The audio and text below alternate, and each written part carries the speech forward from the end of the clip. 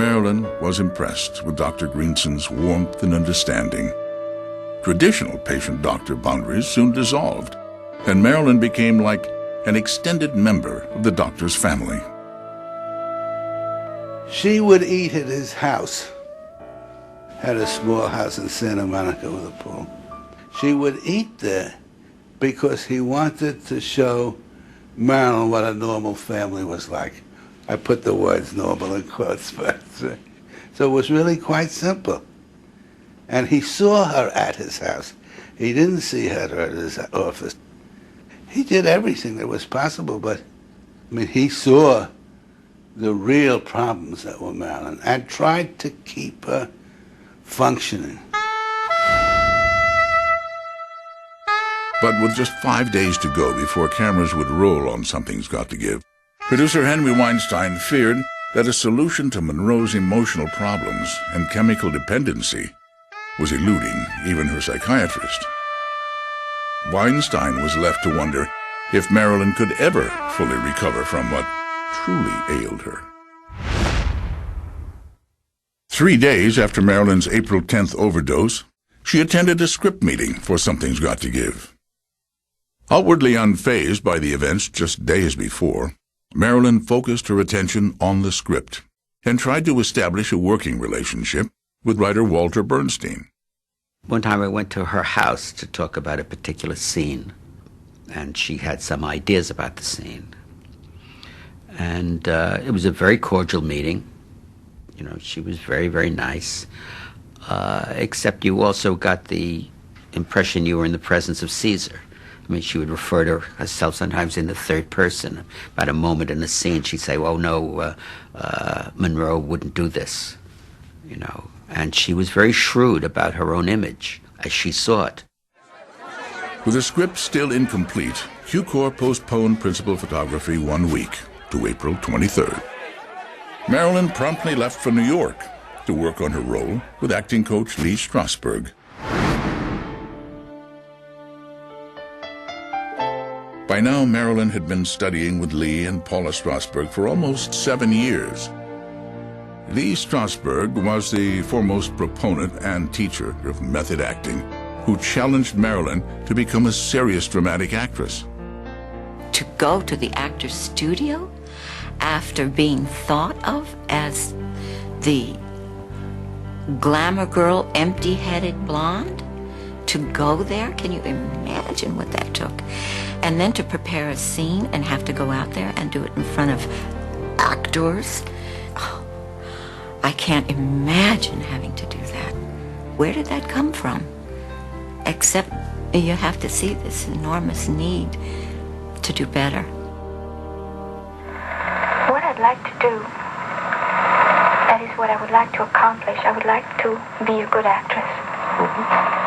And it's not a matter of being on top, because I think some of the best actors and actresses perhaps aren't on the top.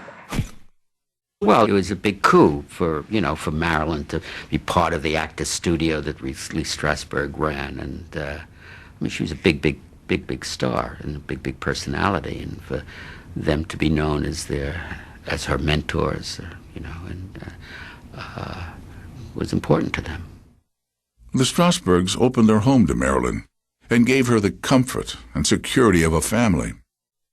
We were sharing a room on Fire Island, where we had a summer house, and I woke up early in the morning and Marilyn was standing nude watching the sun come up. And I was looking at her and thought, oh. Then I said, Marilyn, I'd give anything to be like you.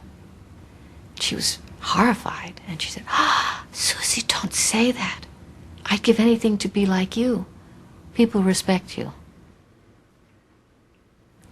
So I think that what she wanted and what she got from my father was respect.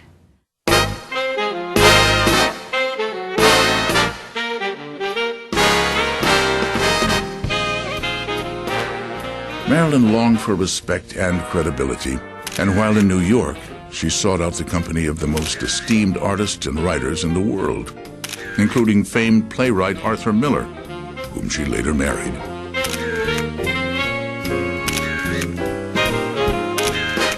Marilyn, I think, felt she had a chance of evolving not just as an actress, but as a woman.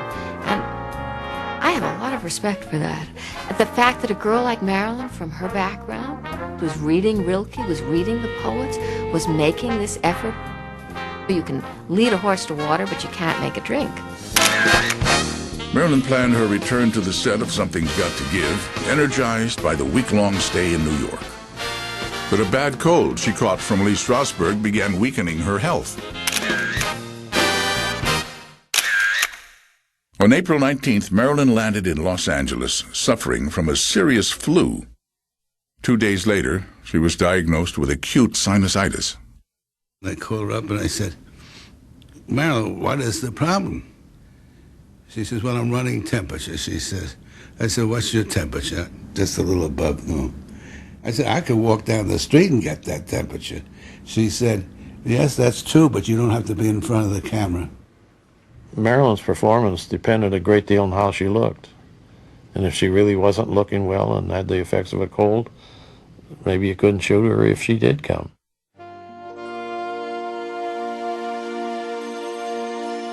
Throat and cold problems had resulted in costly delays on almost every one of Marilyn's films. And Weinstein worried the same would happen on Something's Got to Give. She was easily disturbed by the pressure of work, although she worked hard. When she was depressed, her resistance dropped to infection. There's a phrase that is used by doctors called psyche and soma, which means the psychological, emotional thing, and the bodily things. They affect each other. On Sunday, April 22nd, studio doctor Lee Siegel reported that Marilyn was too sick with the flu to work. He suggested that Something's Got to Give be postponed for at least 1 month. His recommendation was rejected. I'm not sure they believed her, and they didn't bother to check with me. Q-Corps proceeded as planned, and principal photography was still slated to begin on Monday, April 23rd. That day, 104 crew members reported to Soundstage 14, ready and eager to work. First day was very lively and everybody was happy. You know, every time you start a picture, you're kind of up because it's something new. Everybody was very excited about the film and very high, and the film was to start. And of course, the director said, well, I think, said, you'll have a couple of weeks where you're not working because we have so much to do with Marilyn and Dean. I said, fine with me, call me when you need me. But that first morning, Marilyn failed to show up. The phone rings around 7:30, and they said, could you come to the studio right away? And I said, of course.